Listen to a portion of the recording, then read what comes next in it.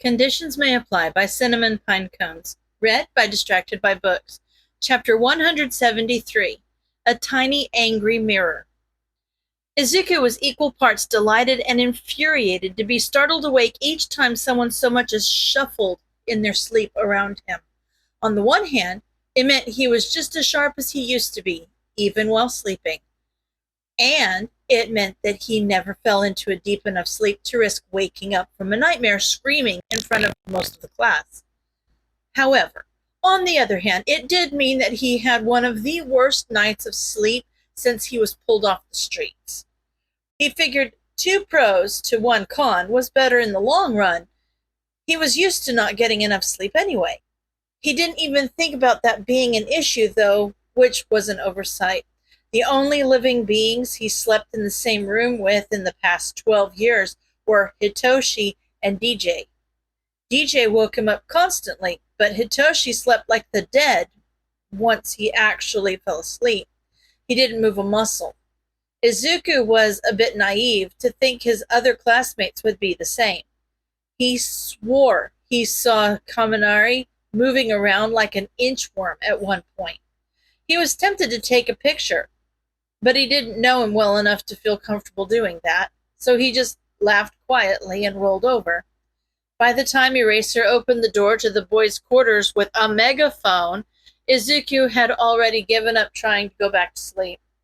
He was sitting on his phone, cycling through the shitty games that had come pre-downloaded since there was barely any reception out here.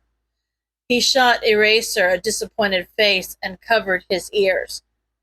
"Wake up. If you want breakfast, you'd better start cooking," he announced. He tucked his amused expression into his capture scarf as the majority of the boys shot bolt upright and panicked for a few seconds before finding their bearings. Izuku noted that Todoroki woke up as if a gentle breeze had wafted through the window, and he tried not to think about what that implied. He still hadn't made a decision about what he wanted Izuku to do with the evidence he had gathered, and he was contemplating bringing it up again. Maybe he would if they found time this week. Class B showed up around the time they had all filed out of the hot springs, and Izuku felt bad for them. Even though they got to bed later than most of Class A, he, Rin, and Tsunatori from Class B ended up being in the best shape to make scrambled eggs for everyone. Ida and Yaoyorozu had tried to help, but between the 3 of them, they had it covered.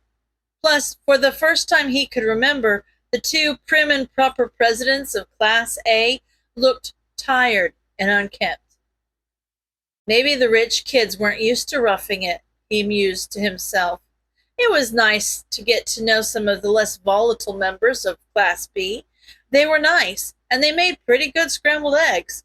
Tsunatori was from America, but he didn't really learn much more about either of them since everyone was so tired. "You look awful," Eraser greeted him as everyone walked out to the clearing to start whatever training they had planned for them. "Good morning to you, too," he jabbed back sarcastically. Hitoshi was barely awake next to him, and he still snorted out a laugh. "Did you not sleep?" Eraser asked, ignoring his response entirely. "Kept waking up. Too many people. And Kaminari was doing the worm in his sleep," he explained.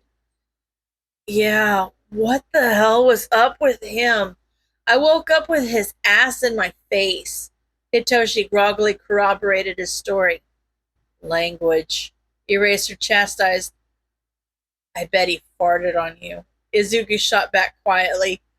Exhausted and disgusted were quite the entertaining combination of expressions on Hitoshi's face, and Izuku couldn't help but laugh at him while Eraser shook his head in amused disapproval. "Let me know if it becomes a problem. You need proper rest for the week we have planned for you." Eraser circled back more seriously. "I don't think you scheduled enough time for proper rest in the week you have planned for us," Hitoshi sassed. Izuku saw the flick of Eraser's capture weapon coming from a mile away. He was thankful he wasn't the one receiving a whip crack to the forehead this time. It was kind of funny to watch it happen to someone else, though. He understood why Eraser did it now. Hitoshi groaned and made an upset face as he rubbed at his forehead, but he wisely didn't complain. The preceding 10 hours were as brutal as promised. He was paired with Pixie Bob to train working with higher levels of One for All. He had been delighted in the forest yesterday to know he didn't need to hold back against the golems she created, but the novelty lost its charm quickly today after a much more fitful sleep. Ida and Yaoyorozu made a frankly terrible lunch for everyone, and Izuku was grateful to see Katsuki take over for dinner. He might be an a-hole, but Auntie Mitsuki was a hell of a cook, and she'd been teaching Kacchan when they were still friends at 4 years old. So Izuku assumed he knew what he was doing in the kitchen by now. As he had expected, the stew Katsuki had directed was delicious, if only a bit too spicy for most people's tastes. Thankfully, Kaminari had stopped him as he watched Katsuki pour spices into the vat, and they ended up splitting the batch in two, one which was properly spiced, you damn cowards, and the other incomplete gruel. Izuku didn't mind the spice, though. Eating Bakugo Mitsuki's food from the moment he was able to consume solids did wonders for his spice tolerance. There was a good amount of leftovers from the spicy batch, too, so he was looking forward to being one of the few people clearing that up in the coming days. Tokoyami devoured it no problem on account of the fact that he couldn't taste capsaicin. But besides him, Katsuki, Uraraka, Kurohiro, Kodai, Sero, and himself seemed to be the only people who enjoyed it. 7 out of 20 wasn't a great score, but it worked out in his favor, so he didn't complain. The kid who'd been lurking around since they got here glared at them as they ate. He hoped that he'd gotten some of whatever the adults had made for themselves, but he wasn't sure. Now, as everyone was helping put dishes away, Izuku watched as the kid stomped away into the forest. After how he had reacted to Kirishima trying to talk to him, Izuku assumed he wouldn't get a warm welcome, but the kid needed to eat. He passed his towel off to Hitoshi, who tiredly complained about him slacking off on dish duties before he grabbed a bowl of the incomplete gruel and followed the path the kid had left. He looked up at the stars when he got the chance to see them through the canopy, and they were as beautiful as he had hoped they'd be. He could see the entire Milky Way spattered across the sky. He'd been so distracted by it that he didn't notice he'd reached the end of the trail. "What the heck are you doing here? How did you find my secret hideout?" The kid all but shouted at him. "Sorry, I didn't know this was a secret. I just followed your footprints. I won't tell anyone, though. I figured you might want dinner. I didn't see you eat," he explained calmly. "I don't want your stupid gruel," the kid sneered. Izuku had to hold back a laugh. He must have heard what Katsuki called it. "Well, I'll just put the stupid gruel here, then. I'm sure some squirrels or something will like it if you don't," he replied, setting the bowl next to the kid. He turned to leave, but was surprised when the kid stopped him. "What are you even doing here?" he asked. "Bringing you food?" he answered, though it was more of a question. "No, idiot. What are you doing here?" the kid asked again, gesturing more broadly as he emphasized the last word. "Oh, at the camp? My school's set up," he started to explain, but the kid cut him off. "Ah, no! God, you're so dumb. Never mind," the kid shouted and then muttered under his breath. Jeez, this kid was a piece of work. He grew up with Katsuki, though, so he's kind of used to it. "Do you mean, why are any of us here? Like, what's the point of the camp at all?" he asked. "Yes! Why are you all trying to be heroes? It's stupid!" the kid relented. "It's definitely not the most sound career choice. I guess you have to be a little stupid to want to do this, don't you?"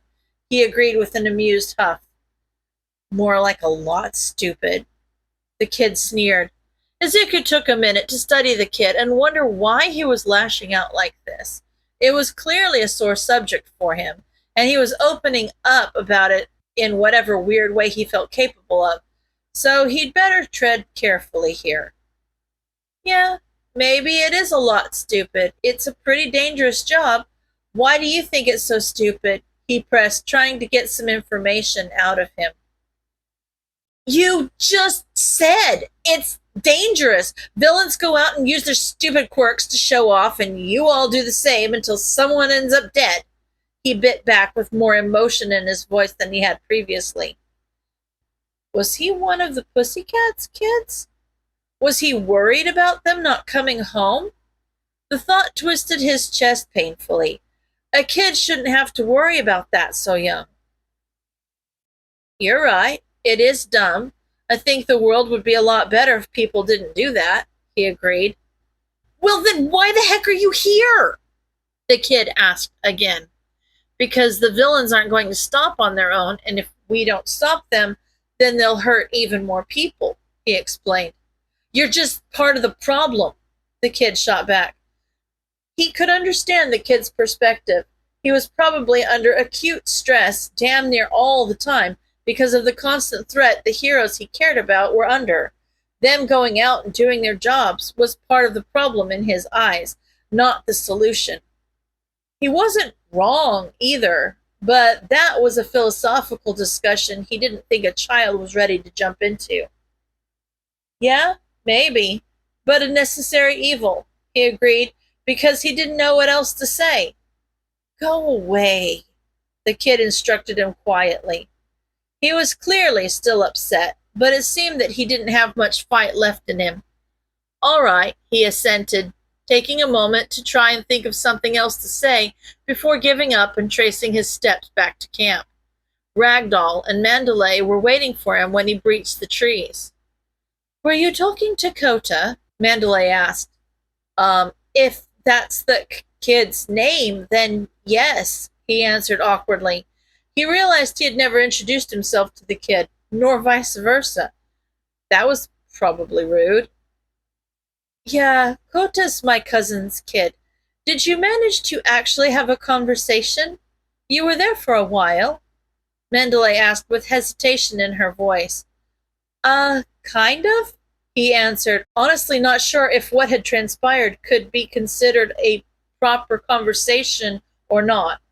The two ladies shared a look the same way that Mike and Eraser did, like they were having a conversation without speaking.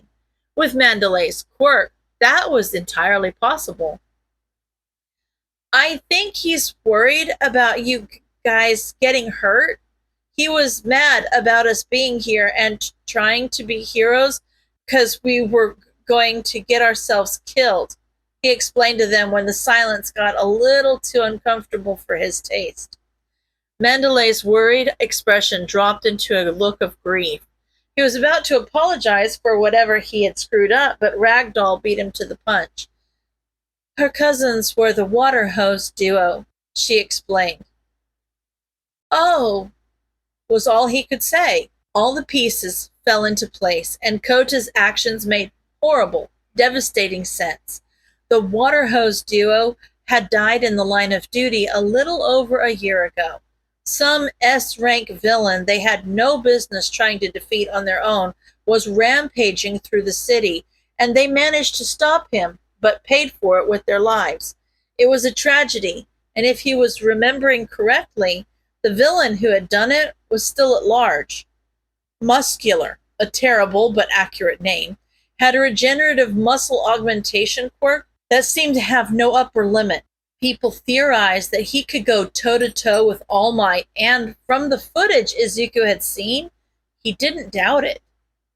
What a horrible thing to happen to a kid, and to be placed into the care of 4 people who would give their lives to defeat the same villain who was still out there somewhere? He couldn't imagine how scared that kid was. Turning that fear into anger was easier than just sitting with his own powerlessness. Just let us know if you manage to get through to him at all. We've been trying our best, but... Mandalay trailed off mournfully. Given how averse Kota seemed to talking about his problems, Izuku figured he hadn't explained all of what Izuku had just realized to the Pussycats. Hell, he was a kid. He probably didn't even know why he was feeling what he was feeling. Izuku barely remembered most of the night at the precinct when he had to tell the detective what had happened to him.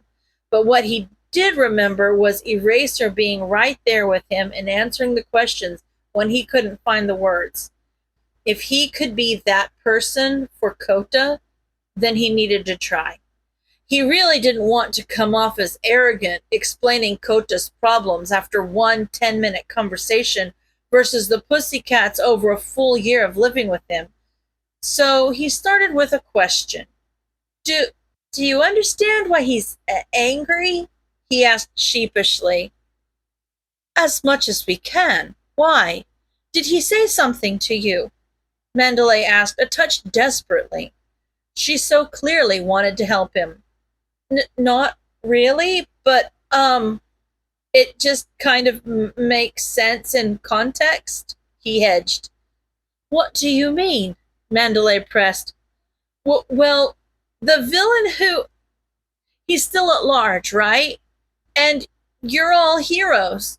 He's scared that he's going to lose you too, but there's nothing he can do about it, so... He trailed off.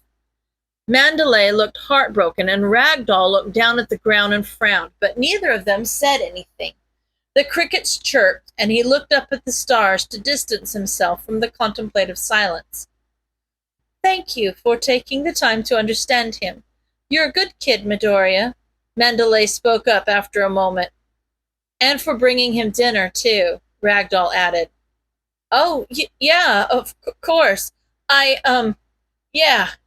He failed epically at accepting their gratitude with grace. Why don't you wash up and get to bed? You guys have another long day ahead of you.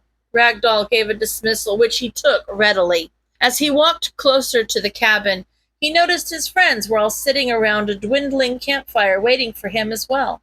The sight warmed his heart. Before they noticed him, he took a picture and smiled at it like an idiot. He remembered being Kota's age, so lost and afraid of everything. He never dreamed he would find himself somewhere like this, with friends like that. He hoped Kota would grow up to have something like Izuku had now. End of chapter. Chapter 174 is simply a notice that says that CinnamonPinecones will not be updating for a while. She's needing to take a break.